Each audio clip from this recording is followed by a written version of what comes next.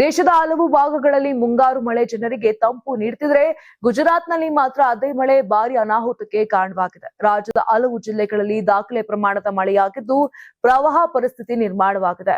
ರಸ್ತೆಗಳು, ವಸತಿ ಪ್ರದೇಶಗಳು ಜಲಾವೃತಗೊಂಡಿದ್ದು ಸಾವಿರಾರು ಜನರ ಜನಜೀವನ ಅಸ್ತವ್ಯಸ್ತವಾಗಿದೆ. ವಲ್ಸಾಡ್ ಜಿಲ್ಲೆಯ ಉಮರ್ಗಾಂವ್ ತಾಲೂಕಿನಲ್ಲಿ ಕೇವಲ 16 ಗಂಟೆಗಳಲ್ಲಿ 1100 ಮಿಲಿಮೀಟರ್ ಮಳೆ ದಾಖಲಾಗಿದ್ದು ಇದು ಇತ್ತೀಚಿನ ವರ್ಷಗಳಲ್ಲೇ ಅಪರೂಪದ ಮಳೆಯಾಗಿದೆ.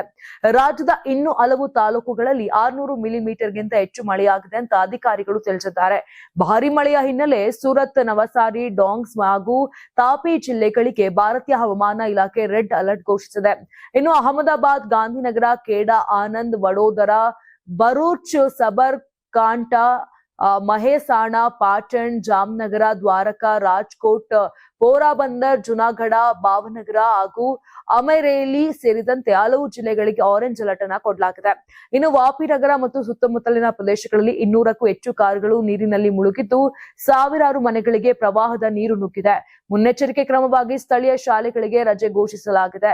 ಇನ್ನು ರಾಜಧಾನಿ ಅಹಮದಾಬಾದ್ನಲ್ಲೂ ಭಾರಿ ಮಳೆ ಮುಂದುವರೆದಿದ್ದು ಗಂಟೆಗೆ 61 ಕಿಲೋಮೀಟರ್ ವೇಗದಲ್ಲಿ ಬಿರುಗಾಳಿ ಬೀಸುವ ಸಾಧ್ಯತೆ ಇದೆ ಅಂತ ಹವಾಮಾನ ಇಲಾಖೆ ಎಚ್ಚರಿಕೆ ನೀಡಿದೆ.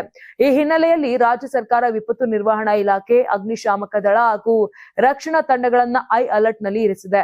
ತುರ್ತು ಅಗತ್ಯವಿಲ್ಲದಿದ್ದರೆ ಮನೆಗಳಿಂದ ಹೊರಬರದಂತೆ ಸಾರ್ವಜನಿಕರಿಗೆ ಸೂಚಿಸಲಾಗಿದೆ.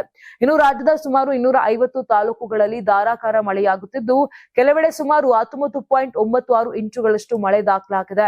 ಅಹಮದಾಬಾದ್ನಲ್ಲಿ ಪ್ರವಾಹದ ಭೀತಿ ಹೆಚ್ಚಾಗುತ್ತಿರುವ ಹಿನ್ನೆಲೆ ವಾಸ್ನಾ ಬ್ಯಾರೇಜ್ನಿಂದ ಸಬರ್ಮತಿ ನದಿಗೆ ನೀರು ಬಿಡುಗಡೆ ಮಾಡಲಾಗಿದೆ. ಇನ್ನು ಮಧ್ಯರಾತ್ರಿಯ ಬಳಿಕ ಮಳೆಯ ತೀವ್ರತೆ ಸ್ವಲ್ಪ ಕಡಿಮೆಯಾಗಿರುವುದರಿಂದ ಅಹಮದಾಬಾದ್ ನಗರದ ಅಂಡರ್ ಪಾಸ್ಗಳನ್ನ ಮತ್ತೆ ವಾಹನ ಸಂಚಾರಕ್ಕೆ ತೆರೆಯಲಾಗಿದೆ.